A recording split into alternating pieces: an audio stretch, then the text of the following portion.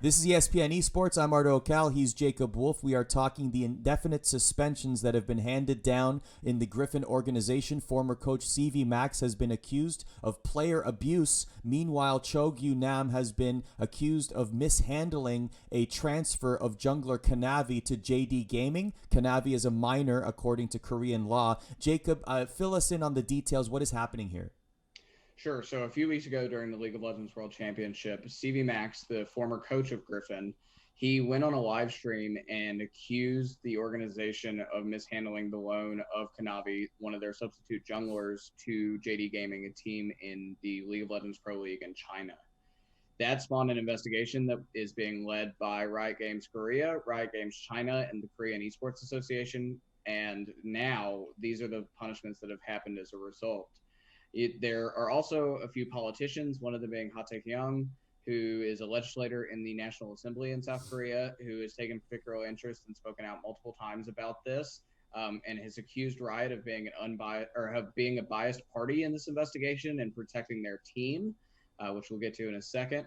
And really, I think that people were very surprised, not necessarily on the Cho portion of this, because I think most people expected for Cho to receive some sort of ban, and this kind of fits the bill of previous mishandling and or at an organizational level of people being relieved from their duties and being suspended from participating any official role in a Riot organized event.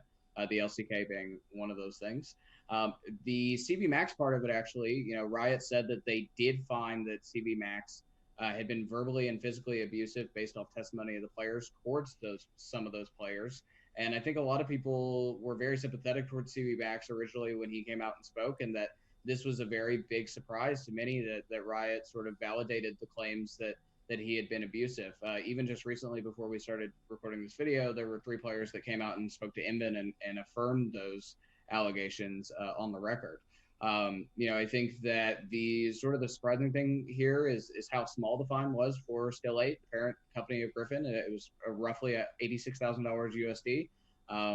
And I think that that's a really small fine relative to some of what we've seen in the past, like a Cloud9 fine that was issued yesterday for something that was certainly at a lesser extent. But this is really becoming quite the incident in Korea. I think that there are a lot of interested parties, whether that be governmental or Riot itself, and there could be some very large implications here of how this plays out in the next few months. You and I also recorded a video regarding the process that C9 has gone through and the resulting fine. That is also up on our YouTube channel, youtube.com/ESPN Esports. You mentioned about the transparency that was apparent during that investigation. What about this one involving the LPL, LCK, and KESPA? This was not very transparent at all. Something that the Korean community, at least of what I've seen, has drawn attention to is that essentially an LCK committee was formed to enact this discipline and levy this discipline against Griffin and cvMax and Cho. And the LCK committee is comprised of Riot Korea and KESPA, and one of KESPA's 12 directors, because they are a team-led organization, much like something like the NFL or the NBA. One of their 12 directors is the CEO of Still 8. Which is the parent company of Griffin.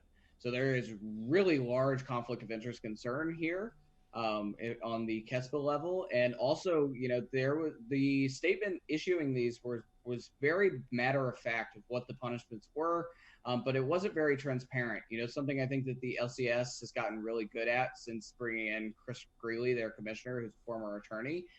Looking at that, the LCS was very thorough in why they made their decision against Cloud9 in the way that they did. That was not the same case when the LCK committee published their report this morning. It did not seem like they were very transparent at all about how they came to sort of these conclusions about Griffin. In your opinion, does the punishment fit the crime here? Punishment fits the crime for Cho 100%, I believe. cvMax is very he said, she said. He's denying it. The players are coming out and saying, but if he truly did abuse those players in any sort of way, then yes, it does. Very early in my career, I reported on an incident with the player Corey in Europe and Meet Your Makers, which was an EU LCS team at the time, in which one of the managers of the team, he threatened that if Corey did not live up to his contract, that he was going to sue Corey and take his mother's house.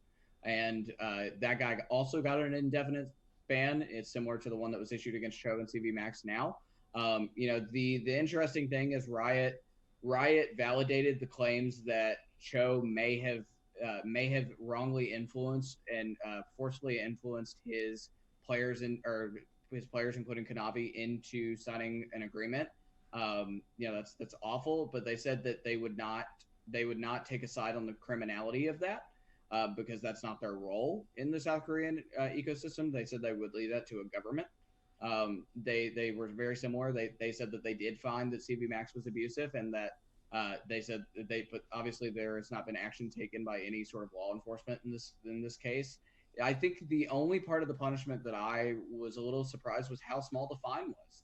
The fine is roughly $86,000 in American dollars, and I think that's really small. I mean, especially when we're seeing Cloud9 fined $175,000 for 7 rule violations, but also there wasn't malintent in that case. And the reason Griffin's being fined, according to the Riot Korea ruling, is because they either were complicit or overlooked this behavior by Cho and cvMax. That was what was said in the ruling.